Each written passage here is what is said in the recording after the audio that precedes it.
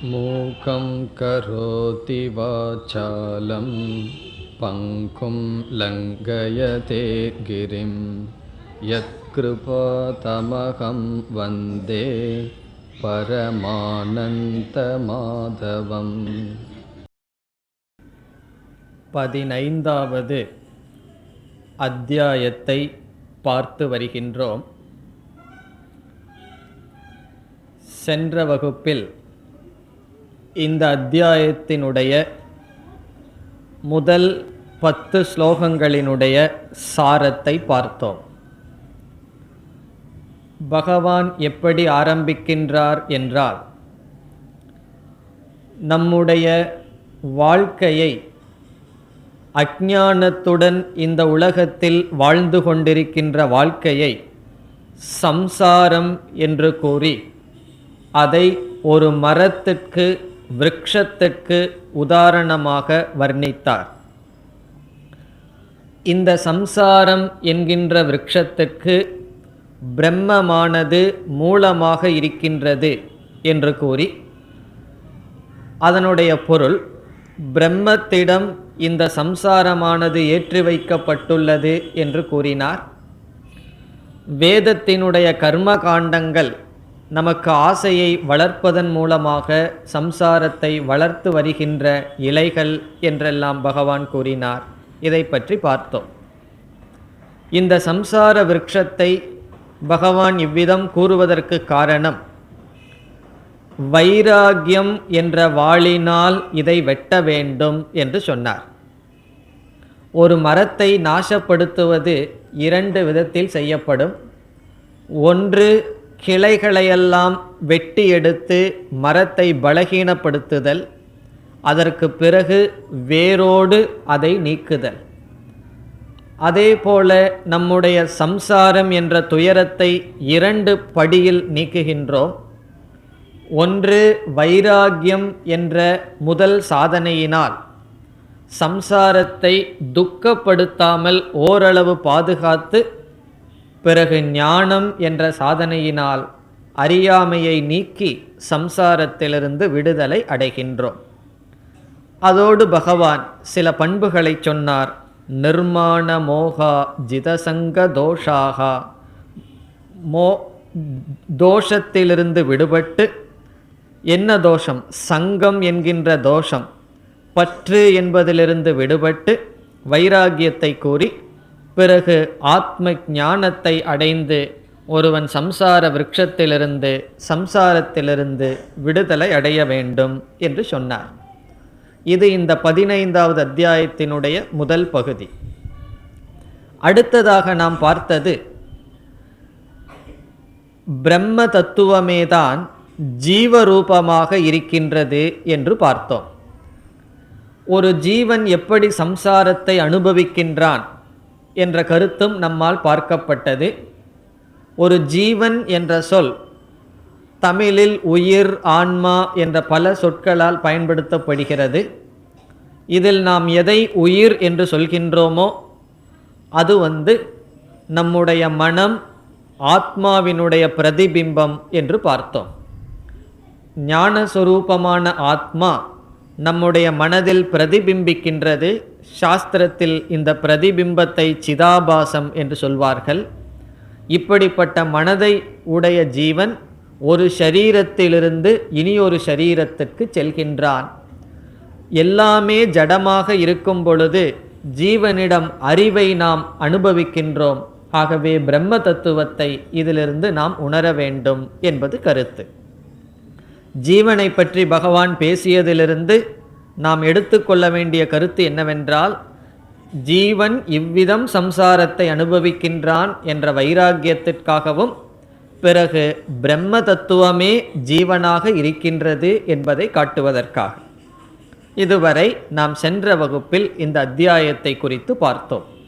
இப்பொழுது நாம் தொடர வேண்டும். 11வது ஸ்லோகத்தில் பகவான் சொல்கின்ற கருத்து என்னவென்றால், இந்த ஆத்ம தத்துவத்தை ஏன் பலர் புரிந்து கொள்ளவில்லை? எதனால் இந்த ஆத்ம தத்துவத்தை புரிந்து கொள்ளாமல் துயரப்பட்டு கொண்டு இருக்கிறார்கள்? அதிலும் பகவான் கூறுகிறார், இந்த ஆத்மாவை தெரிந்து கொள்ள வேண்டும் என்ற விருப்பம் இல்லாமல் உலகத்தில் துயரப்பட்டு கொண்டிருப்பவர்கள் துயரப்படட்டும்.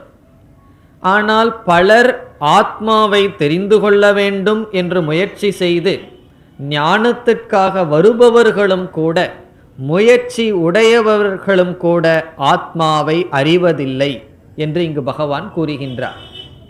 யதந்தக யோகினக பஷ்யதி ஆத்மானம் அவஸ்திதம் யதந்தக அபி.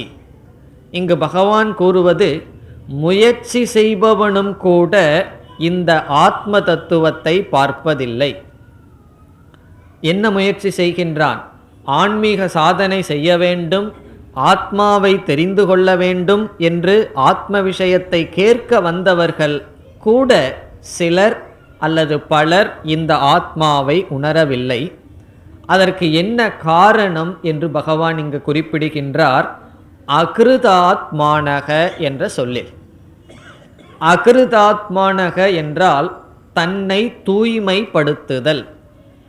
தன்னை தூய்மைப்படுத்தாமல் ஆத்மாவினுடைய தத்துவத்தை புரிந்து கொள்ள வேண்டும் என்று கேட்டால் இந்த ஆத்மா புரியாது, இந்த ஆத்மாவை அறிந்து கொள்ள முடியாது என்று பகவான் கூறுகிறார். அகிருதாத்மானக என்றால் தன்னை சம்ஸ்கிருத ஆத்மாவாக மாற்றாதவர்கள். தூய்மைப்படுத்துதல் என்றால் என்ன என்றால் மனதில் இருக்கின்ற ராகத்வேஷங்களை நீக்குதல். ராகத்வேஷத்தை எப்படி நீக்குதல் என்றால் இங்கு பகவான் கூறியபடி கர்மயோக வாழ்க்கையை மேற்கொள்ளுதல். கர்மயோக வாழ்க்கையை ஒருவன் மேற்கொண்டு அந்த கர்மயோகப்படி வாழ்வதனால் அதனுடைய பலனான விருப்பு வெறுப்பை நீக்கி மன தூய்மையை அடைந்து, பிறகு உபாசனை தியானம் என்ற சாதனையினால் அலைகின்ற மனதை ஒருமுகப்படுத்தி, இந்த சாதனை செய்யாமல் யார் எவ்வளவு வேதாந்த சிரவணம் செய்தாலும் அவர்கள் ஆத்மாவை பார்க்க மாட்டார்கள், பார்க்கவில்லை என்று பகவான் இங்கு கூறுகின்றார். முதல் வரியில சொல்றார், யதந்தக யோகினக. யோகியாக இருந்து கொண்டு முயற்சி செய்பவர்கள் ஏனம் பஷ்யதி ஆத்மானம், இந்த ஆத்ம தத்துவத்தை அறிகிறார்கள். இங்கு பகவான் யோகி என்ற சொல் கர்ம யோகத்தை பின்பற்றியவன், பக்தி யோகம் அல்லது உபாசனா என்ற யோகத்தை பின்பற்றியவர்கள். ஆகவே இங்கு பகவான் எதற்கு முக்கியத்துவம் கொடுக்கின்றார்? சாஸ்திரம் கேட்டால் ஆத்ம தத்துவம் உணரப்படும், அதில் சந்தேகமில்லை. ஆனால் எப்படிப்பட்டவனாக ஒருவன் சாஸ்திரம் கேட்க வேண்டும் என்றால் தன்னை தூய்மைப்படுத்தியவனாக சாஸ்திரத்தை கேட்க வேண்டும். முயற்சி செய்வதனால் இது புரிந்து கொள்ள முடியாது, தூய்மைப்பட்டவனாக முயற்சி செய்ய வேண்டும். நான் தூய்மையை அடைந்து விட்டேன், ஆத்மாவை தெரிந்து கொள்ள முயற்சி செய்ய மாட்டேன், ஆத்மாதான் ஸ்வயம் பிரகாசமே, அது தானே எனக்கு காட்டட்டும் என்றால் அதுவும் காட்டாது. முதலில் நாம் தூய்மை அடைய வேண்டும். அதற்கு பிறகு யதந்தக, யத்தனம் என்றால் முயற்சி, அந்த முயற்சியும் செய்ய வேண்டும். அதனால்தான் சந்நியாசிகளுக்கு ஒரு பெயர் யதிஹி என்று. யதி என்றால் முயற்சி செய்பவன். எதற்கு முயற்சி செய்பவன்? மோட்சத்திற்கு முயற்சி செய்பவன். இதிலிருந்து மோட்சங்கிறது பிராரப்த கர்மம் அல்ல. தலையெழுத்து இருந்தால் மோட்சம் கிடைக்கட்டும், இல்லைன்னா கிடைக்க வேண்டாம் என்று சொல்ல முடியாது. ஒருவன் தன்னை தூய்மைப்படுத்தி முயற்சி செய்து அடையப்பட வேண்டிய விஷயம் என்று பகவான் கூறுகின்றார் 11வது ஸ்லோகத்தில். முயற்சி செய்பவன் தன்னை தூய்மைப்படுத்தி ஆத்ம தத்துவத்தை கேட்பவன் இதை புரிந்து கொள்கின்றான். என்ன, சில சமயம் நமக்கு சந்தேகம் வரலாம், பலர் வேதாந்தம் கேட்டுட்டே இருக்கிறார்களே, அவர்களுக்கு புரியாமல் இருக்கிறது எனக்கு புரிகின்றது என்று சொல்லலாம். ஏன்னா அவங்களுடைய விவகாரத்தை பார்க்கும் பொழுது அவருக்கு புரியாமல் தான் இருக்குன்னு நான் நினைக்கின்றேன். ஆகவே இவ்வளவு வேதாந்தம் படித்தும் ஆத்மாவை புரிந்து கொள்ளவில்லை என்றால் நான் எதற்கு வேதாந்தம் படிக்க வேண்டும் என்ற சந்தேகம் வரலாம்.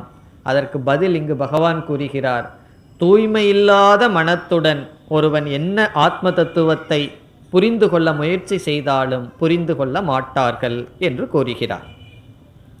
இனி இதற்கு அடுத்ததாக பகவான் 12வது ஸ்லோகத்திலிருந்து 15வது ஸ்லோகம் வரை என்ன கருத்து பேசுகிறார் என்றால், பிரம்ம தத்துவமே ஜீவனாக விளங்கியது என்று சொன்னார்.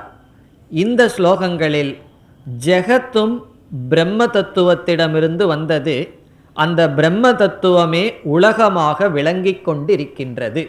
அதுதான் இந்த ஸ்லோகங்களினுடைய சாரம். இந்த அகில பிரபஞ்சமுமே பிரம்ம தத்துவம்தான், பிரம்மமே உலகாக விளங்குகின்றது. இதற்கு முன்னாடி என்ன சொன்னார்? அந்த பிரம்ம தத்துவமே அனைத்து ஜீவராசிகளாக இருக்கிறதுன்னு சொன்னார். இப்பொழுது இந்த ஜெகத்தாக உலகமாக இருப்பதும் அந்த பிரம்ம தத்துவமே. அதை பகவான் எப்படி சொல்கின்றார்? உலகத்தில் இருக்கின்ற ஒவ்வொரு பொருளையும் எடுத்து அது பிரம்ம, அது நான் தான், அது பிரம்ம தத்துவம் என்று சொல்ல முடியாது. அதற்கு உதாரணமாக 3 தத்துவத்தை எடுத்து கொள்கின்றார். இந்த உலகத்தில் விளங்கி வருகின்ற 3 சக்தியை எடுத்து கொள்கின்றார். அந்த சக்தியை எடுத்து அது என்னிடமிருந்து வந்தது, என்னுடைய சொரூபம்னு சொல்றார்.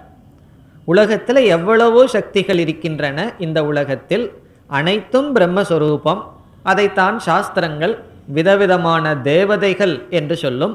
வாயு, காற்றை நாம் பார்க்கின்றோம் வாயு தேவன் என்று, நெருப்பை பார்க்கின்றோம் அக்னி தேவன் என்று, அனைத்து உலகத்தில் இருக்கின்ற சக்திகளும் தேவதை என்ற பெயரால் ஈஸ்வரனாக சாஸ்திரமானது பாவிக்கின்ற. இதனால் பல கடவுள்கள் என்று சாஸ்திரம் கூறவில்லை, பல சக்திகள், ஒரே கடவுள்.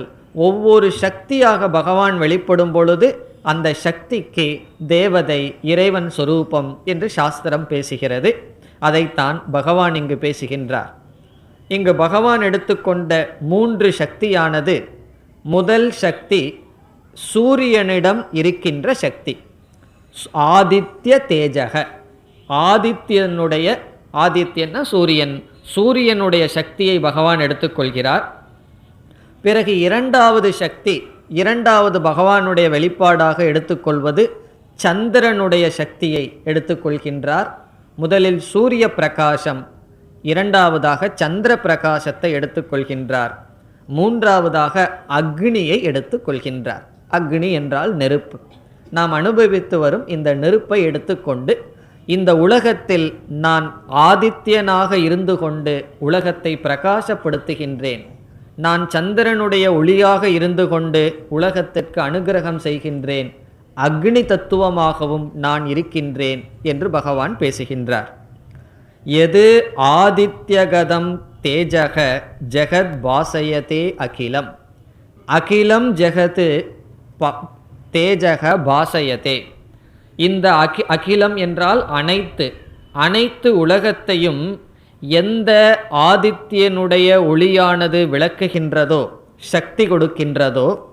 பிறகு அடுத்ததாக சொல்கிறார், எது சந்திரமசி, சந்திரனிடம் எந்த ஒரு ஒளியானது, சக்தியானது இருந்து உலகத்தை விளக்கி கொண்டு வருகின்றதோ. எது அக்னௌ தேஜக, அக்னியினிடம் எந்த தத்துவம், எந்த சக்தி இருக்கின்றதோ. வித்தி மாமகம், அது என்னுடைய சக்தியாக தெரிந்துகொள். அக்னியினிடம் என்ன சக்தி இருக்கிறதோ அது என்னுடைய சக்தி, அது பிரகாசப்படுத்துகின்ற, ஒளியை கொடுக்கின்ற, உஷ்ணத்தை கொடுக்கின்ற சக்தி, அது என்னுடையதாக தெரிந்துகொள்.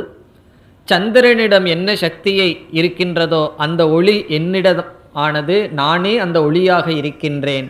ஆதித்யனிடம், சூரியனிடம் இருக்கின்ற ஒளியும் என்னுடையது என்று சொல்கின்றார்.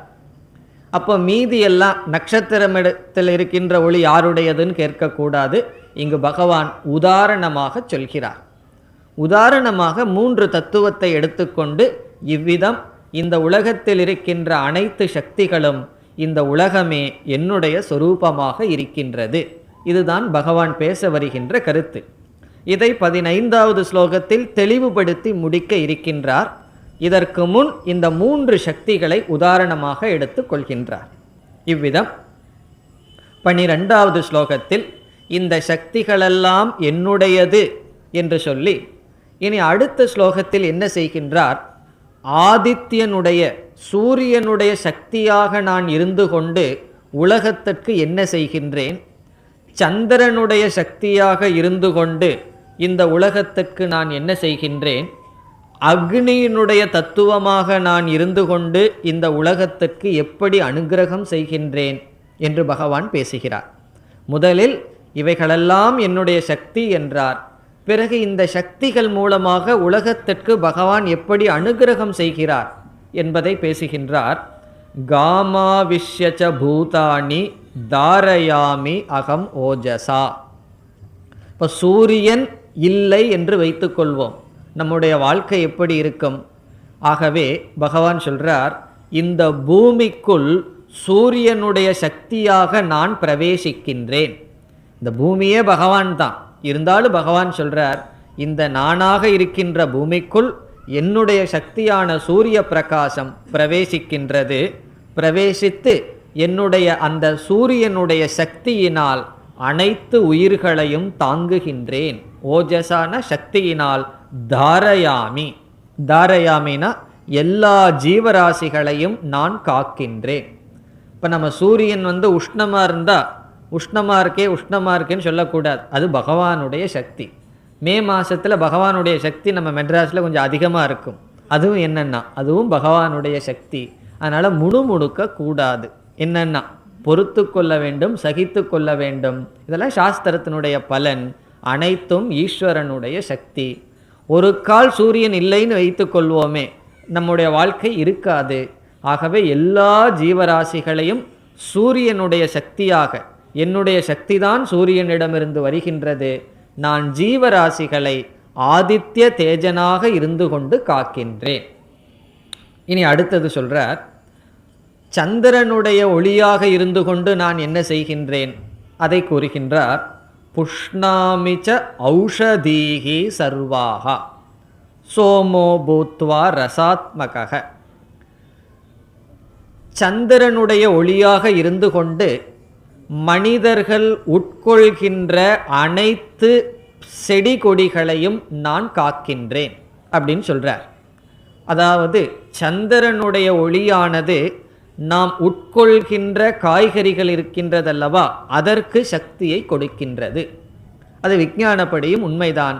சந்திரனுடைய சக்தியானது ஓஷதி என்றால் நாம் உட்கொள்ளும் உணவு, அந்த உணவைக்கு சக்தியை நான் கொடுக்கின்றேன். நம்ம விதவிதமான உணவுகளை எடுத்துக்கொள்கின்றோம். அந்த உணவுக்கு சக்தி எங்கிருந்து வந்தது என்றால், நான் சந்திரனுடைய ஒளியாக இருந்து அந்த உணவுகளுக்கு சக்தியை கொடுக்கின்றேன். அந்த சக்தியுள்ள உணவை மனிதர்கள் உட்கொள்கிறார்கள், இந்த உலகத்தில் வாழ்கிறார்கள் என்று பகவான் நான் சந்திரனுடைய ஒளியாக இருந்து கொண்டு உலகத்தில் இருக்கின்ற எல்லா ஓஷதிகள் என்றால் மனிதர்கள் உட்கொள்ளும் விதவிதமான வெஜிடபிள் காய்கறிகள், அவைகளை நான் போஷிக்கின்றேன் என்று கூறுகிறார். பிறகு அக்னியினுடைய தத்துவம், அக்னியாக இருந்து கொண்டு நான் என்ன செய்கின்றேன் அதை பகவான் கூறுகின்றார். அகம் வைஸ்வானரோ பூத்வா பிராணினாம் தேகமாஸ்ருதக. இங்கு அக்னி என்று பகவான் எடுத்துக்கொள்வது வெளியே இருக்கின்ற அக்னியை எடுத்துக்கொள்ளாமல் நம்முடைய வயிற்றிலும் அக்னியானது இருக்கின்றது. நம்முடைய வயிற்றில் எங்கு அக்னி இருக்கின்றது என்றால், நம்ம உணவை சாப்பிடுகிறோம். சாப்பிட்ற உணவானது அது சமைக்கப்பட வேண்டும். நம்ம காய்கறிகளையெல்லாம் சமைக்கிறதுக்கு அக்னியில் போடுறோம். கேஸ் ஸ்டவ் வச்சு அது மேலே தீயெல்லாம் வச்சு அதுக்கு மேலே காய்கறிகளை போட்டோம்னா அங்கே என்ன நடக்குதுன்னா சமையல் நடக்கின்றது.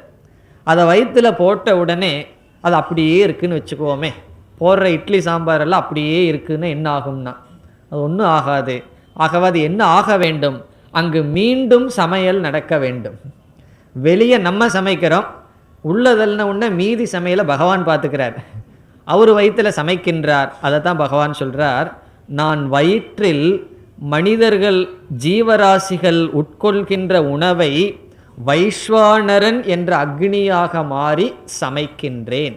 அப்படின்னு என்னன்னா, நமக்கு வயிற்றுக்குள் போடுகின்ற உணவை நான் தான் அந்த உணவை உடலாக மாற்றுகின்றேன். அந்த மாற்றும் அக்னியாக இருக்கின்றேன். அந்த அக்னிக்கு பேரு வைஸ்வானர அக்னிகி என்று பெயர். இப்போ வைஸ்வானர அக்னிகி என்றால் என்ன, நம்முடைய வயிற்றுக்குள் இருக்கின்ற உஷ்ணம். நம்ம உடம்புல உஷ்ணம் இருக்கோ இல்லையோ, நம்ம உடம்புல உஷ்ணம் இருக்குது. உஷ்ணம் இல்லைன்னா என்ன செய்து விடுவார்கள்? ஆள் காலின்னு முடிவு செய்து விடுவார்கள். தொட்டு பார்ப்பார்கள் கொஞ்சம் உடம்புல உஷ்ணம் இருக்கான்னு. உஷ்ணம் இருப்பது அக்னி தத்துவம். அந்த அக்னி தத்துவமாக நான் இருக்கின்றேன். மனிதர்கள் உட்கொள்ளும் உணவை நான் செரிக்க வைக்கின்றேன் என்று சொல்கின்றார். பிராண அபான சமாயுக்தக, அந்த அக்னி தூண்டிவிடுவது நம்முடைய பிராணன் அபானன்.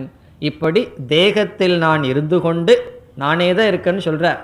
அதனால தான் சாப்பிட்றதுங்கிறதும் கூட ஒரு அக்னி கோத்திரம்னு சொல்லுவார்கள், பிராணாக்னி கோத்திரம்னு சொல்லுவார்கள். பிராணாக்னி கோத்திரம் சொன்னால் சாப்பிட்றதுன்னு அர்த்தம். காரணம் என்ன? அங்கே பகவான் இருக்கின்றார். எங்கே? வயிற்றுக்குள்ளே அக்னியாக. ஒரு ஹோமகுண்டத்தில் அக்னி இருக்குது, அதில் நம்ம பொருள்களை பொறுத்து ஹோமம் செய்கின்றோம். அதே போல் நம்முடைய வயிற்றில் இருக்கிற அக்னி யார்னா பகவானா. அதற்கு ஹோமம் பண்ணுறதுன்னு என்னன்னா சாப்பிடுவது ஹோமம். அதனால் ஹோமத்தில் அளவாக போடுவோம், ஒழுங்காக ஹோமம் பண்ணுவோம். அதே போல் என்ன செய்யணும்னா வயிற்றுக்குள்ளே பகவான் இருக்கார், அவரை அணையாமல் காப்பாற்றணும், ஒழுங்காக உணவை சாப்பிட வேண்டும், ரெஸ்பெக்ட் பண்ணணும். ஆனால் அப்படி நம்ம செய்கிறோமா?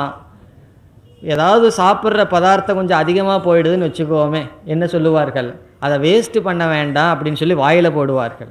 அப்போ டஸ்ட்டு பின்னை விட நம்ம வயிற்றை ரொம்ப சீப்பாக நினச்சிட்டோம். வெளியே போட்டோம் அப்படின்னா அது ரொம்ப மோசம். அதனால் எவ்வளோ சாப்பிட்றோமோ சாப்பிட்டு வயிற்றில் போட்டுக்கலான்னு சொல்லி, அது என்னன்னா பகவானை டிஸ்ரெஸ்பெக்ட் பண்ணுற மாதிரி, அவருக்கு அவமரியாதை செய்வது போல். இங்கு பகவான் சொல்கிறார், நான் ஒவ்வொரு ஜீவனுடைய வயிற்றில் இருந்து கொண்டு அக்னியாக இருந்து கொண்டு அவர்களுடைய உணவை சரிக்கின்றேன், அதனால் அவர்கள் வாழ்கிறார்கள்.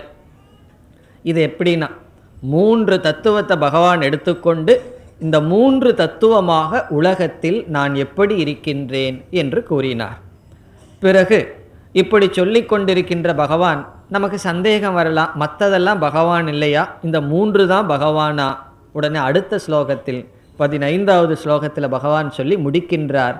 தானே இந்த ஜெகத்தாக இருத்தல் என்ற தத்துவத்தை முடிக்கின்றார். சர்வஸ்ய சாகம் ஹிருதி சந்நிவிஷ்டக, நான் எல்லா ஜீவராசிகளினுடைய ஹிருதயத்தில் இருக்கின்றேன்.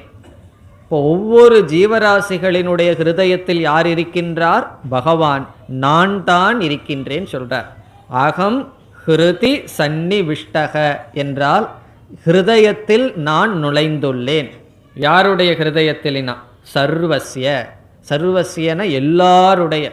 எல்லாருடையன்னு சொன்னால் நம்முடைய பகைவர்கள் நண்பர்கள்னு நம்ம நினச்சிட்டு இருக்கிறோமே, அதெல்லாம் கிடையாது. எல்லாருடைய சரீரத்திலும் பகவான் தான் இருந்து கொண்டு இருக்கின்றார்.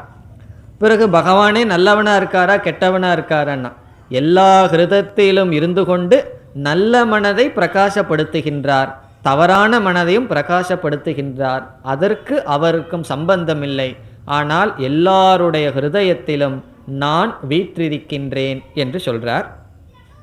பிறகு என்ன சொல்கிறார்? நமக்கு எனக்கு அறிவு இருக்கின்றது, ஞானம் இருக்கின்றது, இப்படியெல்லாம் சொல்லி பெருமைப்படுவோம்.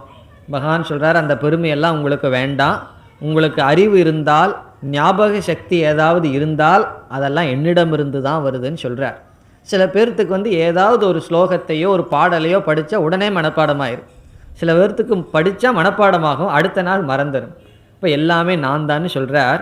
ஸ்மிருதிஹி ஞானம் அபோகணம் ச. ஸ்மிருதி என்றால் ஞாபக சக்தி.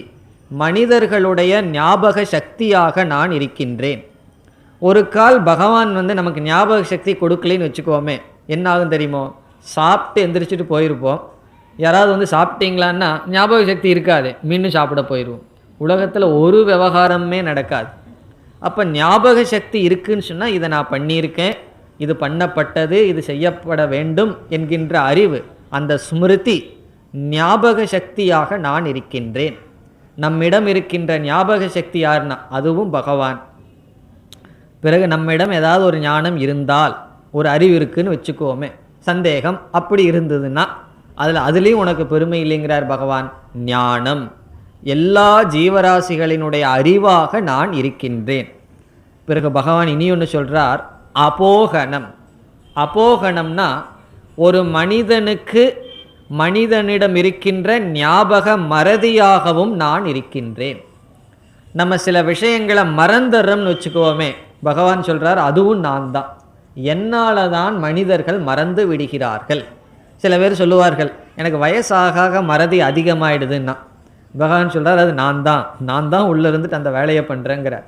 அதனால் நம்ம துக்கப்பட வேண்டாம், பகவான் அந்த வேலையை கொஞ்சம் நமக்கு அதிகமாக பண்ணுறாருன்னு வச்சுக்க வேண்டியது தான். இப்போ ஞாபக மறதியும் நான் தான்னு சொல்கிறார். இதை நம்ம ஒரு கோணத்தில் பார்த்தா ஞாபக மறதிங்கிறது நல்ல குணம் இல்லைன்னு தோணும். உண்மைதான், நல்ல விஷயத்தை மறந்துட்டா அது நல்ல குணம் அல்லதான்.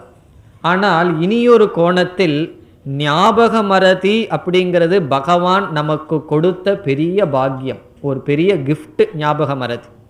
எப்படி என்றால், நமக்கு ரொம்ப முக்கியமானவர் ஒருவர் இறந்து போயிடுறாருன்னு வச்சுக்குவோமே, அப்போ நமக்கு எவ்வளோ துக்கம் இருக்கும், ரொம்ப துக்கம் இருக்கும். இறந்த உடனே அவரை நம்ம பிரிஞ்சிட்டோமே அப்படிங்கிற துக்கம் இருக்கும். நம்ம எவ்வளோ சீக்கிரம் மறந்துடுறோம், ஒரு 3 மணி நேரம் அல்லது அவர் காடு போன உடனே அடுத்தது நம்ம காஃபியை குடித்த உடனே மறந்துடுறோம். அப்படி மறக்கலைன்னு வச்சுக்குவோமே, ஒருவர் நமக்கு ரொம்ப விரும்பியவர் இறந்து விட்டார், அந்த இறத்தல்ங்கிறது அந்த நேரத்தில் என்ன ஞாபகம் இருந்ததோ அது இருந்து கொண்டே இருந்ததுன்னு வச்சுக்குவோமே. இப்போ வாழ்க்கை என்ன ஆகிறது, அழுது கொண்டே இருக்க வேண்டியது இருக்குது. இப்போ எத்தனையோ விஷயங்கள் நம் மனதிலிருந்து சென்று விடுகிறது, அது ஒரு பகவானுடைய கிஃப்ட். அது இருக்கிறதுனால தான் நம்ம வாழ்க்கை சாதாரணமாக நடக்குது. இங்கே பகவான் சொல்கிறார் அந்த ஞாபக மறதியாகவும் நான் தான் இருக்கின்றேன்னு சொல்கிறார். ஞாபகம் அறிவாகவும், மனதில் ஞாபகம் இருந்தால் அந்த ஞாபக சக்தியாகவும் மறதியாகவும் நான் இருக்கின்றேன். அதனால் எதை மறக்கணும்னா அது அறிவை பொறுத்து இருக்குது. நல்ல விஷயங்களையெல்லாம் மறந்துட்டு பகவான் ஞாபகம் மறதியாக இருக்காருன்னு சொல்லக்கூடாது. நல்ல விஷயங்களெல்லாம் உள்ளே போட்டு வச்சுட்டு நம்ம யாராவது ஒரு அவமானப்படுத்தி ஒரு வார்த்தை சொல்லிட்டாங்கன்னு வச்சுக்கோமே, 20 வருஷத்துக்கு முன்னாடி நீ கல்யாணத்தில் சாப்பாடு நல்லா இல்லைன்னு சொன்னேன், மறக்காமல் இருக்கும். அதையெல்லாம் மறந்து விட வேண்டிய விஷயம். எதை மறக்கக்கூடாது, நல்ல விஷயங்களை மறக்கக்கூடாது, தவறான விஷயங்கள் மறக்கப்பட வேண்டும். அப்படி மறக்கும் சக்தியாக நான் இருக்கின்றேன். மறந்து விடுதல் அப்படிங்கிறது ஒரு சக்தி, ஞாபகம் வச்சுக்கிறதுங்கிறது ஒரு சக்தியை போல மறந்து விடுதல்ங்கிறது ஒரு சக்தி. அது சாதாரணமாக சொல்லுவோம், அவர் ரொம்ப நல்லவர், கோபப்படுவார், உடனே மறந்துடுவார், அப்போ சகஜமாக நம்மோட பழகுவார்னு சொல்கிறோமே, அது ஒரு விதமான சக்தி. நம்மிடம் மற்றவர்கள் தவறாக பழகினால், தவறான சொற்களை சொன்னால் அதை மறந்து பழக வேண்டும், அது ஒரு விதமான சக்தி. வயசாக மறதி வர வர நல்லது. எதை மறக்கிறோம், நம்ம தேவையில்லாததானே மறக்கிறோம், சந்தோஷப்படணும். ஏன்னா தேவையில்லாத விஷயங்கள் மறக்க மறக்க மனது தெளிவாகும். பிறகு நல்ல விஷயங்களை உள்ளே போட்டு வச்சுக்கணும். அதனால் மறதி ஆகுதே அப்படின்னு சொல்லி யாரும் வருத்தப்படக்கூடாது. ஏன் வருத்தப்படுகிறார்கள்னா, வயதான காலத்துலேயும் எல்லா காரியத்தையும் செய்யணும்னு ஆசை, வீட்டில் இருக்கிற எல்லா பொறுப்பையும் செய்யணும்னு ஆசை, மறந்துடுறோம், உடனே வருத்தம் வந்துடுது, நான் செய்ய முடியலையேன்னு. பகவானே வயதான காலத்தில் ஒரு வேலையும் செய்யாத ஜபம் பண்ணிட்டு வீட்டில் உட்கார்ந்துருன்னு சொல்லித்தான் மறதிங்கிற சக்தியை கொடுக்குறார். நமக்கு அந்த வேலை வேணும்னு சொல்கிறதுனால தான் பிரச்சனை வருது. பகவான் சொல்கிறார் மறதிங்கிற சக்தியாக நான் இருக்கின்றேன், ஞாபக சக்தியாக நான் இருக்கின்றேன், அறிவாக நான் இருக்கின்றேன். இனி அடுத்ததாக எப்படி இருக்காரா, வேதைச்ச சர்வைகி அகமேவ வேத்யக. வேதம்னு நம்மிடம் ஒரு சாஸ்திரம் இருக்குது. அந்த வேதங்களில் எத்தனையோ கருத்துக்கள் பேசப்பட்டுள்ளது. வேதம்ங்கிறது பெரிய விஷயம், 4 வேதங்கள்னு நம்ம படிச்சிருக்கோம். அந்த அனைத்து வேதங்களினால் இறுதியாக அறியப்பட வேண்டியவன் யார்? பகவான் சொல்கிறார் நான் தான். சர்வைகி வேதைகி, அனைத்து வேதங்களினால் அகமேவ வேத்யக, அறியப்பட வேண்டிய தத்துவமாக நான் இருக்கின்றேன். எல்லா வேதங்களும் என்னை பற்றிய ஞானத்தை கொடுப்பதற்காக போதிக்கின்றது. இங்கே பகவான் எல்லாம் நான் பேசிகிட்டு இருக்காரேன்னா, பகவான் தன்னை ஈஸ்வரனாக பிரம்ம தத்துவமாக நினைத்து பேசிக்கொண்டு வருகின்றார். ஒரு கிருஷ்ணன்னு சொன்னாலும் கூட ஒரு அவதாரம்தான், ஆனால் இங்கு பிரம்ம தத்துவமாக நான் சொல்லி பேசுகின்றார். ஆகவே எல்லா வேதங்களிலும் அறியப்பட வேண்டியவனாக நான் இருக்கின்றேன்.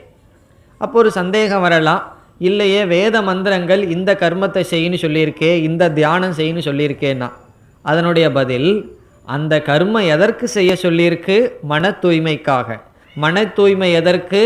ஆத்ம தத்துவத்தை தெரிந்து கொள்வதற்காக, பிரம்ம தத்துவத்தை தெரிந்து கொள்வதற்காக.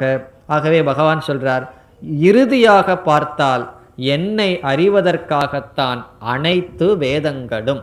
இப்போ வேதமே எதற்காகன்னா அந்த பகவானை தெரிந்து கொள்வதற்காக, வேறு காரணத்துக்காக அல்ல. பகவானை தெரிந்து கொள்ளவே வேதமானது உருவாக்கப்பட்டது. இனி அடுத்த கேள்வி, இந்த வேதத்தை செய்தவர்கள் யார்? இந்த வேதம் யாரிடமிருந்து வந்தது? இந்த வேதாந்தமும் யாரிடமிருந்து வந்தது? இந்த சம்பிரதாயமானது யாரிடமிருந்து வந்தது என்ற அடுத்த கேள்வி பகவான் பதில் சொல்றார். வேதாந்த கிருத் வேதவித் ஏவச்ச அகம். வேதாந்தத்தை உருவாக்கியவன் நான் தான், இந்த வேதாந்தத்தை அறிபவனும் நான் தான், வேதாந்தத்தை உபதேசிப்பவனும் நான் தான், இந்த வேதாந்தத்தை கேட்பவனும் நான் தான் சொல்ற. அதாவது நானே குருவாகவும் இருக்கின்றேன், நானே சிஷ்யனாகவும் இருக்கின்றேன். வேதாந்த கிருத் என்றால் வேதாந்தத்தை உபதேசிப்பவர், வேதாந்த சம்பிரதாயத்தை காப்பவர், வேதாந்தத்தை உருவாக்கியவர், அவரும் நானாகத்தான் இருக்கின்றேன். வேதாந்தவித் அல்லது வேதவித் என்றால் குருவாகவும் நான் இருக்கின்றேன், சிஷ்யனாகவும் நான் இருக்கின்றேன் என்று சொல்கின்றார். இப்போ வேதத்துக்கும் வேதாந்தத்துக்கும் உள்ள வேறுபாடு என்ன? வேதம் என்றால், வேதம்ங்கிற சொல் எல்லா பகுதிகளையும் குறிக்கின்றது. அப்போ வேதம் வேறு வேதாந்தம் வேறு என்றால் வேறு அல்லதான். இருப்பினும் வேதம் என்ற சொல் பொதுவாக முதல் பகுதியை மட்டும் குறிக்கும். வேதத்தினுடைய கர்மகாண்டத்தை மட்டும் பொதுவாக வேதம் என்ற சொல் குறிக்கும். பிறகு வேதாந்தம் என்றால் வேதத்தினுடைய கடைசி பகுதி. இப்போ வேதம்னு சொன்னாவே வேதத்தினுடைய கடைசி பகுதியும் குறிக்கப்படுகிறது. அது முழு வேதம்னு சொன்னால் அப்படி ஒரு பொருள். சம்பிரதாயத்தில் இனி ஒரு பொருளும் இருக்கின்றது. வேதம்னா முதல் பகுதி, வேதாந்தம் என்றால் வேதத்தினுடைய கடைசி பகுதி. அந்த பகுதிக்கு உபனிஷத் என்று பெயர். அந்த உபனிஷத்தை உருவாக்கியவன் நான் தான். என்ன சொல்றார் பகவான்? என்ன தெரிஞ்சுக்கிறதுக்கான உபாயத்தையும் நான் தான் உருவாக்கினேன். உபனிஷத்துக்குள்ள போனால் என்ன தெரிஞ்சுக்கலாம்? பகவான் யார், பகவானுடைய சொரூபம் என்ன, நம்முடைய சொரூபம் என்ன, பகவானுக்கு நமக்கு என்ன உறவு இருக்கின்றது, இவைகளையெல்லாம் தெரிந்து கொள்ளலாம். பகவான் சொல்றார், அதுவும் நானாகத்தான் இருக்கின்றேன். பிறகு வேதவித் என்றால் இந்த வேதாந்தத்தை தெரிபவனும் அறிபவனும் நானாக இருக்கின்றேன். முழு வேதத்தில் அறியப்பட வேண்டியவன் நான். என்னிடமிருந்தே மனிதர்களுடைய மனதில் எல்லா விதமான பாவனைகளும் தோன்றின. நானே வேதாந்தத்தை உருவாக்கியவன், அந்த வேதாந்தத்தை அறிபவனுமாக இருக்கின்றேன். இவ்விதம் இந்த ஸ்லோகங்களில் 12வது ஸ்லோகத்தில் ஆரம்பித்து 15வது ஸ்லோகம் வரை பகவான் பிரம்ம தத்துவம் ஜெகத்தாக இருக்கிறது என்று சொல்லி முடித்தார். முதலில் ஜீவனாக இருப்பதும் பிரம்ம தத்துவம் என்று சொன்னார். இதிலிருந்து அத்வைதத்தை பகவான் நிலைநாட்டி விட்டார். இதற்கு முன்னாடி என்ன செய்தார்? இந்த சம்சாரம் என்பதை விருட்சமாக கற்பனை செய்தார். இனி நாம் இந்த ஸ்லோகத்தின் இந்த அத்தியாயத்தினுடைய கடைசி 5 ஸ்லோகங்களுக்கு வருகின்றோம். 16வது ஸ்லோகத்திலிருந்து கடைசி ஸ்லோகம் வரை பகவான் என்ன பேசப் போகிறார் என்ற தத்துவத்திற்கு வருகின்றோம். இந்த பகுதியில் பகவான் பேசுகின்ற கருத்து என்னவென்றால், அகில சிருஷ்டியை 2ஆக பிரிக்கின்றார். இந்த உலகத்தினுடைய படைப்பை 2ஆக பிரிக்கின்றார். பிறகு இந்த படைப்புக்கு அப்பாற்பட்டிருக்கின்ற நிர்குண தத்துவத்தை ஒன்றாக பகவான் பேசுகின்றார். அதற்கு பகவான் பெயரும் கொடுக்கின்றார். எப்படி பிரிக்கின்றார் என்று பார்த்தால், துவௌ இமௌ புருஷௌ லோகே க்ஷரஹ ச அக்ஷரஹ ச. க்ஷரஹ அக்ஷரஹ என்ற சொல்லால் அனைத்து பிரபஞ்சத்தையும் 2ஆக பிரிக்கின்றார். க்ஷரஹ என்ற சொல்லுக்கு பொருள் அழிவது, மாறுவது என்று பொருள். நம்முடைய கண் முன் எவைகளெல்லாம் தோன்றுகின்றனவோ படைக்கப்பட்டதோ அவைகளை க்ஷரக என்று சொல்கிறார். க்ஷரபுருஷக என்று பகவான் சொல்ல போகிறார். அதுவும் பகவான் தான், அது பகவானிடமிருந்து வேறாக இல்லை. இப்போ க்ஷரபுருஷகன்னு சொன்னால் இந்த உலகத்தில் எவைகளெல்லாம் பார்க்கப்படுகிறதோ எவைகளெல்லாம் மாறுகின்றதோ அனைத்து தத்துவத்தையும் பகவான் க்ஷரபுருஷக என்று சொல்றார். பிறகு இந்த மாறுகின்ற விதவிதமான விசித்திரமான உலகம் எந்த மாயா தத்துவமிடமிருந்து வந்ததோ அந்த மாயையை பகவான் அக்ஷர புருஷக என்று சொல்கிறார். அது பகவான் இங்கு கொடுக்கின்ற பெயர் அக்ஷர புருஷக. அக்ஷரம் சொன்னால் மாயா தத்துவமாக இருக்கின்ற பிரம்ம தத்துவம். பொதுவாக அக்ஷரம் என்ற சொல்லுக்கு அழியாதது என்று ஒரு பொருள். இந்த அக்ஷரத்திற்கு இனி ஒரு பெயர் இங்கு பகவான் கொடுக்கின்றார், கூட்டஸ்தக என்ற பெயரையும் இங்கு கொடுக்கின்றார். க்ஷரக சர்வாணி பூதாணி, க்ஷரமாக இருக்கின்ற தத்துவம் அனைத்து உயிரினங்களும், அக்ஷரமாக இருப்பது அழியாதது, கூட்டஸ்தன் என்றால் அழியாத தத்துவம். சாதாரணமாக வேதாந்தத்தில் அக்ஷரம் என்ற சொல் நிர்குண பிரம்மத்தை குறிக்கும். க்ஷரம்னா அழிவது, அக்ஷரம்னா அழியாதது. ஆனால் இந்த இடத்தில் மட்டும் பகவான் அக்ஷரம் என்ற சொல்லை எதற்கு பயன்படுத்துகிறார் என்றால் மாயா தத்துவத்திற்கு பயன்படுத்துகிறார். காரணம் என்னன்னா, மாயையும் அழியாது, அது எப்பவும் பிரம்மத்தை சார்ந்து இருந்து கொண்டே இருக்கும். ஆனால் அது இருக்கான்னு சொன்னால் அது இருக்குன்னு சொல்ல முடியாது, இல்லைன்னு சொல்ல முடியாது. நம்முடைய நிழல் போல. நம்முடைய நிழலை அழிக்க வேண்டுமா, அழிக்க முடியுமா என்றால் நம்மை சார்ந்து அது இருக்கின்றது. அதனால் அது ஏதோ ஒரு தத்துவம் இருப்பது போல் தெரிகிறது. இப்பொழுது க்ஷரக என்றால் வெளித்தோற்றத்திற்கு வந்த அனைத்து சிருஷ்டி. அக்ஷரக என்றால் இந்த சிருஷ்டிக்கு மூல காரணமாக இருக்கின்ற மாயை. இந்த மாயையிடம் 3 தத்துவம் இருக்கின்றது, சத்துவம் ரஜஸ் தமஸ் என்று. அவையானது வெளிப்படும் பொழுது இந்த பிரபஞ்சமாக இருக்கின்றது. பகவான் இங்கு என்ன செய்கின்றார்? கூட்டஸ்தக அக்ஷரக, அந்த மாயையாகவும் நான் இருக்கின்றேன் என்று சொல்கிறார்.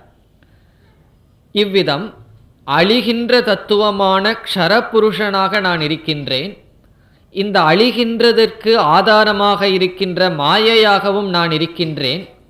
பிறகு உண்மையில் இவைகளை கடந்த நிர்குண தத்துவமாக இருக்கின்ற எனக்கு என்ன பெயர் என்றால் ஒரு புதிய பெயரை அறிமுகப்படுத்துகின்றார். அது க்ஷரபுருஷன், இனி ஒன்று அக்ஷர புருஷன், 3வது தத்துவம் உத்தம புருஷன் என்று அறிமுகப்படுத்துகின்றார். உத்தம புருஷன் என்றால் நிர்குண தத்துவம். மாயைக்கும் மாயையிலிருந்து தோன்றிய இந்த உலகத்திற்கும் ஆதாரமாக இருப்பது உத்தம புருஷக. இப்போ 3 புருஷன்கிற வார்த்தை நமக்கு இருக்கு. க்ஷர புருஷன் அப்படின்னா இந்த உலகம், அக்ஷர புருஷன் என்றால் மாயா, இந்த உலகத்திற்கு மூல காரணமாக இருக்கின்ற மாயை. உத்தம புருஷக என்றால் இந்த மாயைக்கும் ஆதாரமாக இருக்கின்ற அழியாத பரம்பொருள், அதுதான் பிரம்ம தத்துவம். இந்த உத்தம புருஷனை திருப்பி போட்டோம்னு வச்சுக்குவோமே, என்ன பொருள் நமக்கு கிடைக்கின்றது? உத்தம புருஷக புருஷோத்தமக. அதை பகவான் சொல்ல போறார். அதனால் வேதத்தில் சாஸ்திரத்தில் என்னை புருஷோத்தமன் என்று அழைக்கிறார்கள். இந்த அத்தியாயத்துக்கு என்ன பெயர்? புருஷோத்தம. புருஷோத்தம யோகக என்றால் இங்கே ஏன் இந்த அத்தியாயத்துக்கு இந்த பெயர்னா, பகவானே தன்னை அறிமுகப்படுத்துகிறார். என்னை புருஷோத்தமன் என்று ஏன் அழைக்கிறார்கள் என்றால் நான் உத்தம புருஷனாக இருக்கின்ற காரணத்தினால். அதை பகவான் சொல்றார். எப்படி கூறுகிறார் என்றால் 17வது ஸ்லோகத்தில் பார்த்தால், உத்தம புருஷக அந்யக பரமாத்மா இது உதாகிருதக. இப்போ உபனிஷத்திலெல்லாம் இந்த பரமாத்மாவுக்கு என்ன பெயர் சொல்லப்படுகிறது என்றால் உத்தம புருஷக. உத்தமன்னா நம்ம சாதாரணமாக நல்ல மனுஷன்னு சொல்லுவோம், இங்கு அர்த்தம் வேறு. உத்தம புருஷக. சரி, என்னதான் பண்ணுறான் அந்த உத்தம புருஷன் என்றால் லோகத்ரயம் ஆவிஷ்ய பிபர்த்தி அவ்யயக ஈஸ்வரக. வியம் என்றால் செலவு, அல்லது தேய்ந்து விடுதல். அவ்வியம் என்றால் அழியாதது. நான் அழியாதவனாகவும் தேயாதவனாகவும் இருக்கின்றேன். இந்த முழு அகில உலகத்தையும் நான் காக்கின்றேன் என்று சொல்கின்றார். பகவான் எப்படி காக்கின்றார் இந்த அகில உலகத்தையும் என்றால், இந்த அகில உலகமும் பகவான் மீது ஏற்றி வைக்கப்பட்டுள்ளது. எப்படின்னா, வேதாந்தத்துக்கு வந்தாவே நம்ம எங்கே போகணும்? கயிற்றுக்கும் பாம்புக்கும் நம்ம செல்லணும். இந்த கயிறானது தவறாக புரிந்து கொள்ளும் பொழுது பாம்பாக பார்க்கப்படுகிறது. இந்த பாம்புக்கு ஆதாரமாக என்ன இருக்கின்றது? கயிறானது இருக்கின்றது. நம்ம என்ன சொல்லலாம்? கயிற்றிலிருந்து பாம்பு தோன்றியது, கயிற்றினால் பாம்பு காக்கப்படுகிறது, மீண்டும் கயிற்றுக்குள் பாம்பானது ஒடுங்குகின்றதுன்னு சொல்கிறோம். இது எப்படி இருக்குன்னா, நிஜமாலுமே பாம்பு தோன்றி நிஜமாலுமே கயிறு பாம்பை காப்பாற்றிட்டு இருந்து மீண்டும் பாம்பு கயிற்றுக்குள்ளே போச்சான்னா அது மாயையினால் இது இவ்விதம் தோன்றுகிறது. பிறகு இந்த கயிறானது பாம்பு இருக்கும் பொழுதும் பாம்பு ஒடுங்கும் பொழுதும் பாம்பு தோன்றும் பொழுதும் ஏதாவது மாற்றம் கயிறுக்கு வந்துள்ளதா என்றால் ஒரு மாற்றமும் வரவில்லை. ஆகவே அவ்வியக அழியாத தத்துவமாக நான் இருக்கின்றேன். புருஷோத்தமக, நான் புருஷோத்தமனாக இருக்கின்றேன். பிறகு அடுத்த ஸ்லோகத்தில் சொல்றார், யாது காரணத்தினால் யஸ்மாத் க்ஷரம் அதீதக அகம், நான் இந்த அழிகின்ற உலகத்திற்கு அப்பாற்பட்டவனாக இருக்கின்றேன்.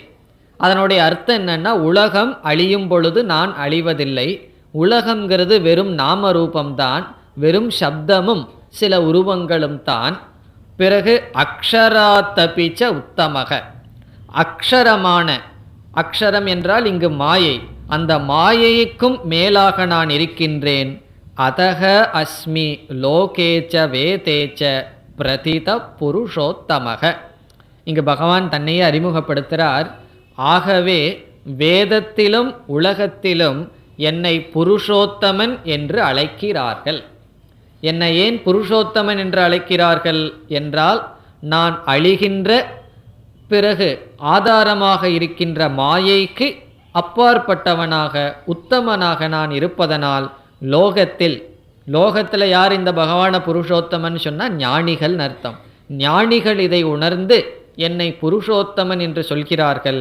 வேதத்திலும் என்னை புருஷோத்தமன் என்று அழைக்கிறார்கள் என்று இந்த 18வது ஸ்லோகத்தில் பகவான் என்ன செய்கின்றார்? 3 தத்துவத்தை அறிமுகப்படுத்துகின்றார்.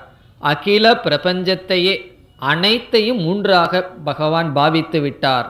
ஒன்று வெளித்தோற்றத்திற்கு வந்த இந்த தத்துவம், இனி ஒன்று இதற்கு ஆதாரமாக இருக்கின்ற மாயை. ஆதாரமாக இருக்கின்ற மாயைனா உபாதான காரணமாக இருக்கின்ற மாயை. பிறகு பகவான் பரம்பொருள் பரமாத்மா என்பது விவர்த்த உபாதான காரணம். இந்த சொற்கள் எல்லாம் இதற்கு முன்னாடி நம்ம படிச்சிருக்கோம். உபாதான காரணம்னு சொன்னால் ஒன்றே ஒன்றாக மாறி வருவது. உதாரணமாக பாலானது தயிராக மாறுவது, அந்த தயிர உபாதான காரணம்னு சொல்லலாம். விவர்த்த உபாதானம்னு சொன்னால் கயிறானது பாம்பாக தெரிவது. அப்படி நான் மாறாமல் மாயையும் மாயையிலிருந்து மாறி வருகின்ற இந்த பிரபஞ்சத்திற்கும் காரணமாக இருந்து வருகின்றேன் என்று சொல்லி வேதாந்தத்தினுடைய கருத்தை சொல்லி கடைசி 2 ஸ்லோகத்தில் பகவான் என்ன செய்கின்றார்? இந்த ஞானத்தினுடைய பலனை சொல்கின்றார். இப்படிப்பட்ட ஞானத்தை அடைஞ்சா என்ன பலன் என்று சொல்கின்றார். யக மாம் ஏவம் அசம்மூடக ஜானாதி. இப்போ நம்ம இறைவனை வழிபடுறோம், இறைவனை தெரிஞ்சுக்கணும்னு விரும்புகின்றோம். இங்கே பகவான் சொல்கிறார், இந்த விதத்தில் எவன் என்னை அறிகின்றானோ, என்னை நான் சொன்னதுபடி இப்போ நான் என்ன உபதேசம் செய்தேனோ அவ்விதம் என்னை யார் தெரிந்து கொள்கிறார்களோ அவர்கள் யார்னா அசம்மூடக, மூடர்கள் அல்லாதவர்கள். அப்படின்னா என்ன தெரியாதவர்கள் யாருன்னு அர்த்தம்? என்னை இந்த விதத்தில் தெரிஞ்சுக்கலைன்னு சொன்னால் வேற விதத்தில் என்னை தெரிந்து கொண்டால் அவர்கள் சம்மூடக, நன்கு மோகத்தில் உட்பட்டவர்கள். ஏன்னா சில பேர்த்துக்கு கிருஷ்ணர் ராமர் மீதே வேற்றுமை வந்துவிடும். ஹரே ராமா ஹரே ராமா ஹரே ராமான்னு சொல்லி கிருஷ்ணரை சொல்லக்கூடாதான், முதல்ல கிருஷ்ணரை தான் போடணும், அப்படி சில பேர்த்துக்கு விருப்பம். அதற்கு பிறகுதான் ராமர் என்று தெய்வங்களுக்குள் பேதம், பிறகு மனிதர்களுக்குள் பேதம், உலகத்தில் பேதம் என்ற இருமையுடன் இந்த உலகத்தை பார்ப்பவர்கள் என்னை அறிந்து கொள்ளவில்லை. நான் இங்கு கூறியபடி என்னுடைய உண்மையான சொரூபம் அழியாததாகவும் புருஷோத்தமனாகவும் என்னை, பிறகு நானே மாயா தத்துவமாகவும் அதிலிருந்து வந்த உலகமாகவும் யார் அறிகிறார்களோ, எப்படி நான் புருஷோத்தமம், மீண்டும் பகவான் அந்த வார்த்தையை சொல்றார், என்னை புருஷோத்தமனாக யார் அறிகிறார்களோ சக சர்வவித். இங்க பகவான் அவர்களுக்கு ஒரு டைட்டில் சொல்றார், அவர்கள் அனைத்தையும் அறிந்தவர்கள். சர்வவித்துன்னு சொன்னா, சர்வம்னா அனைத்து, வித் என்றால் அறிந்தவர்கள். எப்படின்னா, என்னை புருஷோத்தமனாக யார் தெரிந்து கொள்கிறார்களோ அவர்கள் அனைத்தையும் அறிந்தவர்கள். பஜதி மாம் சர்வபாவேன, அவர்கள் சர்வ எல்லா விதத்திலும் என்னை அடைகிறார்கள். இங்கு பஜதி என்றால் பிராப்னோதி, அடைகிறார்கள். அவர்கள் அனைத்தையும் அறிந்தவர்களாகவும் பிறகு என்னை அவர்கள் வந்து அடைகிறார்கள் என்று பகவான் கூறுகின்றார். அனைத்தையும் அறிந்தவர்கள்னு சொன்னால் அவர்களிடம் போய் கை நீட்டிட்டு இருக்கக்கூடாது, எனக்கு ஜோசியம் சொல்லுங்கள் உங்களுக்கு தான் எல்லாம் தெரியுமேன்னு சொல்லி. அனைத்தும் அறிபவர்கள் என்றால் அனைத்திற்கும் மூல காரணமான பிரம்மத்தை அறிந்தால் அனைத்தையும் அறிந்ததாகிறது. இந்த உலகத்தில் மாயையில் எத்தனையோ ஞானம் இருக்கின்றது. அவைகளெல்லாம் ஒரு இடத்துல சங்கரர் சொல்றார், அவித்யாகி அபராவித்யா, இதெல்லாம் அபராவித்யா, அவித்யா, அது அறியாமைன்னு சொல்றார். இந்த உலகத்தில் என்ன ஞானம் இருந்தாலும் அது அவித்யா, அறியாமை. பிறகு என்ன வேணும்னா பிரம்ம ஞானம் இருந்தால் அது வித்யா, அது பராவித்யா. இப்போ இந்த ஞானத்தினுடைய பலன் என்னன்னா ஈஸ்வர பிராப்திகி, அந்த ஈஸ்வரனை அடைதல். பிரம்ம வேத பிரம்மைவ பவதி என்பது உபனிஷத் வாக்கியம். பிரம்மத்தை அறிபவன் பிரம்மமாகவே ஆகின்றான். அது எப்போ முடியும் சொன்னா, இப்போ ஒரு கழுதையை அறிபவன் கழுதையாக மாற முடியுமா? முடியாது. ஆனால் பிரம்மத்தை அறிபவன் பிரம்மமாக மாறுகின்றான். காரணம் என்னவென்றால் அவன் பிரம்மனாக இருப்பதனால். அவன் பிரம்மனாகவே இருப்பதனால் பிரம்மத்தை அறிபவன் பிரம்மனாக ஆகின்றான். மனிதனை அறிபவன் மனிதனாக ஆகின்றான். காரணம் என்ன? அவன் மனிதனாகவே இருக்கின்ற காரணத்தினால். ஆகவே இங்கு பகவான் சொல்றார், என்னை அறிபவர்கள் என்னை அடைகிறார்கள். இனி கடைசி ஸ்லோகத்தில் என்ன செய்கின்றார், நான் இவ்வளவு நேரம் சொன்னது சாதாரண விஷயம் அல்ல. இதி குஹ்யதமம் சாஸ்திரம். குஹ்யம் சொன்னால் ரகசியம், தமம் சொன்னால் ரகசியத்திற்குள் ரகசியம். நான் ஒரு பெரிய ரகசியத்தை சொல்லி இருக்கின்றேன். என்ன இதை போய் பகவான் ரகசியம்னு சொல்கிறாருன்னா, ரகசியம்னா என்ன?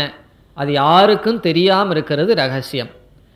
ஆனால் அவர்களிடம் சொல்லிவிட்டால் அது ரகசியமாக இல்லை. இந்த வேதாந்தம்ங்கிறது பெரிய ரகசியம். காரணம் என்ன? சொன்னாலும் புரிவதில்லை. சொன்னதற்கு அப்புறம் அது ரகசியமாக இருக்குது. ஏன்னா பதில் சொல்லிட்டார் பகவான். தன்னை பக்குவப்படுத்தாதவர்களிடம் இந்த வேதாந்தத்தை நம்ம சொன்னாலும் நம்ம ரகசியத்தை காப்பாற்றுறோம்னு அர்த்தம். காரணம் என்ன? புரியாதுன்னு பகவான் கூறுகிறார். ஸோ குஹ்யதமம், ரகசியத்துக்குள்ளும் பெரிய ரகசியத்தை நான் உனக்கு சொல்லியுள்ளேன். இந்த சொன்னது என்னன்னா இதம் சாஸ்திரம்.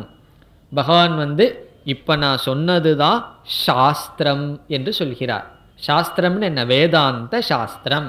நான் வேதாந்த சாஸ்திரத்தை சுருக்கமாக கூறினேன். ஏன் கொஞ்சம் ரொம்ப கூறுறதேனா, சுருக்கமாக கூறுறதே கேட்குறது கஷ்டமாக இருக்குது. வேறு ஏதாவது டாபிக் பேசினா கீதையில் நல்லா இருக்குது, நல்ல பண்புகளை எல்லாம் பேசிகிட்டு இருந்தால் கேட்குறதுக்கு நல்லா இருக்குது. குணங்களை பற்றி பேசினீர்கள், கிளாஸ் கொஞ்சம் நல்லா போன மாதிரி இருந்தது. திடீர்னு இந்த கிளாஸ் ஒரு மாதிரி போகுதேன்னா, அதனால தான் சொல்கிறார் சாஸ்திரம். இது வேதாந்த சாஸ்திரம். ஏன்னா இது பிரம்ம தத்துவம், நிர்குண தத்துவம். சகுணம்னா விதவிதமான குணம் இருக்கும், கல்யாண குணம் கேட்குறதுக்கு நல்லா இருக்கு. நிர்குணம்னா அங்கே என்ன இருக்குன்னா, அங்கே நிர்குணம் இருக்கின்ற காரணத்தினால் இங்கு பகவான் என்ன சொல்றார்? சாஸ்திரம். இந்த சாஸ்திரத்தை நான் உனக்கு உபதேசம் செய்தேன். மயா, என்னால் உபதேசம் செய்யப்பட்டது. பிறகு அர்ஜுனன் கேட்கலாம், வேற எல்லாத்தையும் விட்டுட்டு என்ன பிடிச்சி ஏன் உபதேசம் பண்ணீங்கன்னு சொல்லி. பகவான் சொல்றார் அனக. அனக என்றால் பாபமற்றவனே. அர்ஜுனனை பார்த்து அழைக்கிறார். ஏ பாபமற்றவனே, பாபமற்ற அர்ஜுனா, நீ பாபமற்றவனால் இங்கே என்ன பாபம் அவனுக்கு போயிருக்குன்னா அந்த வினயம் வந்திருக்கே. கேட்டானே, கார்பண்ய தோஷக, என்னுடைய புத்தி எல்லாம் குழம்பி இருக்கு, நீங்கள் எனக்கு உபதேசம் செய்யுங்கள், சரணடைகிறேன்னு கேட்டானே. ஆகவே அவனுடைய பாபம் போய் நீ என்னிடம் யாசித்ததனால் இந்த சாஸ்திரத்தை நான் உனக்கு சொன்னேன். இதை நீ என்ன செய்யணும், நான் உனக்கு சொல்லியாச்சு, அதை நீ கேட்டு என்ன பண்ணணும்னு இரண்டாவது வரியில் சொல்கிறார். ஏதத் புத்துவா, ஏதத் புத்துவா என்றால் இதை நன்கு அறிந்து கொண்டு, இதை நன்கு புரிந்து கொண்டு, புத்திமான் சியாத், புத்திமான்னா ஞானியாக ஆவாயாக. நான் சொன்ன இந்த சாஸ்திரத்தை நன்கு கேட்டு நீ ஞானியாக ஆவாயாக. அர்ஜுனன் கேட்கலாம், முன்ன அஜ்ஞானியாக இருந்தேன், இப்போ ஞானியாக இருக்கேன், இதனால என்ன பிரயோஜனம்? அந்த மோக்ஷம்னா என்னன்னு பகவான் இங்கே சொல்கிறார். கிருத கிருத்தியகச்ச பாரத, பாரதன ஹே அர்ஜுன, நீ ஞானியாகி வேறு என்ன ஆக போகின்றார்? இந்த ஞானம் உனக்கு என்ன கொடுக்க போகின்றது? கிருத கிருத்தியக, இது ஒரு முக்கியமான சொல் சாஸ்திரத்தில். கிருத்தியம் என்றால் செய்யப்பட வேண்டியது, கிருத்தியம் என்றால் காரியம். சொல்லுவோம் அல்லவா, எனக்கு அந்த காரியம் இருக்குது, இந்த காரியம் இருக்குது. அந்த காரியம்னா செய்யப்பட வேண்டியது. அந்த செய்யப்பட வேண்டியதற்கு சமஸ்கிருதத்தில் கிருத்தியம் என்று சொல்லப்படுகிறது. கிருதம் என்றால் செய்யப்பட்டு விட்டது. கிருத்தியம்னா செய்யப்பட வேண்டியது, கிருதம் என்றால் செய்யப்பட்டு விட்டது. இப்போ ரெண்டையும் சேர்த்துனா என்ன அர்த்தம் கிடைக்குது? செய்யப்பட வேண்டியது செய்யப்பட்டு விட்டது. அதனுடைய அர்த்தம் என்னன்னா, உன்னுடைய மனசை நீ பார்த்தீன்னா நான் இனி செய்யணும் அப்படின்னு ஒன்றுமே உனக்கு வராது. முழு மன நிறைவை நீ அடைவாய். நம்ம வாழ்க்கையை நம்ம பார்த்தோம்னு சொன்னால் நம்ம மனசு எப்படி தெரியுமா? நான் வாழ்க்கையில் செய்ய வேண்டியதெல்லாம் செய்து முடித்து விட்டேன், இனி செய்ய வேண்டியது ஒன்றும் கிடையாது. என்ன இருக்குன்னா உபனிஷத் சொல்லும், அப்படிப்பட்ட ஞானி என்னதான் பண்ணிட்டு இருக்கான்னா தாவதேவ சிரம். தாவதேவ சிரம்னு சொன்னால் அவன் காத்துட்ருக்கானா எதற்குனா பிராணம் போகட்டும். தாவதேவ சிரம் யாவன்ன விமோக்ஷதே, இந்த பிராணம் போகிற வரைக்கும் அவன் வெயிட் பண்ணிட்டு இருக்கானா. இதனுடைய அர்த்தம் என்னன்னா, மரணத்திற்கு முன் இவன் மரணத்தை ஏற்றுக்கொள்கின்றான் அல்லது வரவேற்கின்றான். நம்மெல்லாம் மரணத்துக்கு தயாராக இருக்கிறோமா? எத்தனை வருஷம் ஆனாலும் தயாராகிருவோமோ? ஒரு 85 வயசு பாட்டிக்கிட்ட போய் கேட்டு பாருங்க, உங்களுக்கு மரணம் வேணுமான்னு சொல்லி. வேணும்னு சொல்லுவாங்க தலைகளை வலிச்சிட்டு இருக்கும்போது. அதெல்லாம் இல்லாமல் நல்லா இருக்கும்போது இல்லையே, இன்னும் கூட 2 நாள் சூரியனுடைய உதயத்தை பார்த்துட்டு போகிறேனே என்று தான் சொல்ல தோணும். காரணம் என்ன? இனியும் இந்த உலகத்தில் வாழணுங்கிற ஆசை அவ்வளவு சுலபமாக போகிறதில்லை. ஆனால் யம தர்மராஜா கூட்டிகிட்டு போயிடுவார், நமக்கு ஆசை போகலின்னு எல்லாம் வச்சிருக்க மாட்டார். இங்கே பகவான் சொல்கிறார், இந்த உலகம் நம்மை துறப்பதற்கு முன் நீ உலகத்தை துறந்து விடுவாய். இந்த உலகம் நம்ம நீ ஒன்றும் செய்யாத பேசாமருன்னு சொல்கிறதுக்கு முன் இவன் பேச்சை செயலை துறந்து விடுவான், மன நிறைவை அடைவான். இந்த கிருத கிருத்தியகங்கிறதனுடைய அர்த்தம் என்னன்னா மன நிறைவை அடைவான். நம்ம எந்த அளவுக்கு மோட்சத்தை அடைஞ்சிருக்கோம், எந்த அளவுக்கு ஆன்மீக வாழ்க்கையில் முன்னுக்கு போயிட்டுருக்கோங்கிறது இதுதான் ஸ்கேல். எதுக்குமே ஒரு அளவுகோல் வேணும் அல்லவா? அது என்னன்னா, எவ்வளவு செய்ய வேண்டியது நமக்கு இருக்கோ அவ்வளவு சம்சாரம், செய்ய வேண்டியது எவ்வளவு குறைவாக இருக்கோ அவ்வளோ தூரம் மோட்சம். செய்ய வேண்டியது 0 அப்படின்னா நம்ம மோட்சத்தில் இருக்கோம்னு அர்த்தம். செய்ய வேண்டியதுன்னு சொன்னால் அன்றாட வாழ்க்கையில் செஞ்சிட்ருக்கோம். இது செஞ்சாதான் எனக்கு மன நிறைவுங்கிற கண்டிஷன் கிடையாது. அப்படின்னா எதுக்கு சாப்பிட்றீங்க, எதுக்கு இங்கே வர்றீங்கன்னு கேட்கலாம். எதுக்கு வர்றீங்க, எதுக்கு உபதேசம் பண்ணுறீங்க, செய்ய வேண்டியது ஒன்றும் இல்லைன்னா என்ன செய்கிறதுன்னா, எப்பவும் போல் சாதாரண வாழ்க்கை நடத்திட்டுருக்கோம். ஆனால் இது நடந்தாதான் எனக்கு மன திருப்தி என்பது கிடையாது. நம்மிடமே அப்படி இல்லைன்னு சொன்னால் மற்றவர்கள் இப்படி நடந்தாதான் எனக்கு மன திருப்திங்கிறதுக்கு எங்கே இடம் இருக்குது? இப்போ என்ன எப்படி இருக்குது மனசுனா, அவரவர்கள் இப்படி இப்படி நடந்தாதான் எனக்கு திருப்தின்னு இருக்கு. இங்கே பகவான் சொல்கிறார், யார் எப்படி இருந்தாலும் நீ எப்படி இருந்தாலும் மன நிறைவை அடைவாய். புத்திமான் சியாத்துங்கிறது புத்தியில நிறைவை அடைவாய், அறிவில் நிறைவை அடைவாய், இங்கு மனதில் நிறைவை அடைவாய். பிறகு மோட்சம்னா என்ன? அறிவிலும் மனதிலும் நிறைவாக இருத்தல் மோட்சம். அறிவில் நிறைவுன்னா என்னன்னா, இந்த புத்தி அரிச்சிட்டே இருக்கணும், இதை தெரிஞ்சுக்கணுமே அதை தெரிஞ்சுக்கணுமேனா அந்த அரிப்பு போயிடும். சில பேர்த்துக்கு அந்த அரிப்பே இருக்காது, அந்த அளவுக்கு முன்னேறல. அப்படி புத்தி வேலை செஞ்சு இதை தெரிஞ்சுக்கணும் அதை தெரிஞ்சுக்கணுங்கிற ஆசை இருக்கும். அந்த ஆசை அடங்கிவிடும். தெரிய வேண்டியதை நான் தெரிந்து கொண்டேன், அடைய வேண்டியதை அடைந்து விட்டேன். தெரிய வேண்டியதையெல்லாம் தெரிஞ்சிட்டங்கிறது புத்தியில நிறைவு, அடைய வேண்டியதெல்லாம் அடைந்து விட்டேன் என்பது மனதில் நிறைவு. அவன் யாருன்னு சொன்னா புத்திமான் ஞானி, இந்த சாஸ்திரத்தை புரிந்து கொண்டவன் என்று சொல்லி இந்த அத்தியாயத்தை பகவான் முடிக்கின்றார். பகவத்கீதையில 15வது அத்தியாயத்துடன் முக்கியமான உபனிஷத் உபதேசம் முடிவடைகிறது. இதற்கு அடுத்து வருகின்ற 3 அத்தியாயத்தில் அடுத்த அத்தியாயங்களெல்லாம் நல்ல பண்புகளை பகவான் பேச போகின்றார். நல்ல தெய்வீக சம்பத்துனா என்ன, அசுர சம்பத்துனா என்ன, என்னென்ன குணங்களை வளர்த்திக்கணும், என்னென்ன குணங்களை விடணும் என்றெல்லாம் சொல்லி ஸ்ரத்தையை பற்றி பேச இருக்கின்றார். பிறகு 18வது அத்தியாயத்தில் முழு பகவத்கீதையினுடைய சாரத்தை பேச இருக்கின்றார். அதனால தான் இந்த அத்தியாயத்தில் பகவான் நான் சாஸ்திரத்தை உனக்கு கூறிவிட்டேன்னு முடிவுரை செய்கிறார். அப்போ பகவத்கீதையில் சாஸ்திரமானது 15வது அத்தியாயத்தில் முடிவடைகிறது. அதனால தான் இந்த அத்தியாயத்தை நம்ம சாப்பிடும்போதெல்லாம் சொல்லுவோம், ஞாபகம் இருக்கோ? சில பேர் சாப்பிடும்போது இது ஏன் சொல்கிறதுன்னு சொன்னால் இது ஒரு முழு சாப்டர். அதுவும் இல்லாமல் இதில் ஒரு வார்த்தையை சொல்லியிருக்காரு, நான் தான் உணவை செரிக்கிறேன்னெல்லாம் சொல்லியிருக்காரு. அதனால் சம்பிரதாயத்தில் இந்த அத்தியாயத்தை உணவுக்கு முன் சொல்வது வழக்கம். பிறகு இந்த அத்தியாயத்தினுடைய சாரம் என்னென்னா முழு சாஸ்திரம். இதற்கு பிறகு அடுத்த அத்தியாயங்களில் பண்புகள் வர இருக்கின்றது. அவைகளை அடுத்த வகுப்பில் பார்க்கலாம்.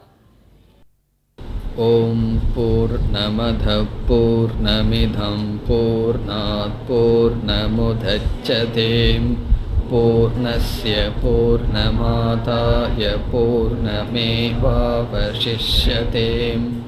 ஓம் சாந்தி சாந்தி சாந்தி.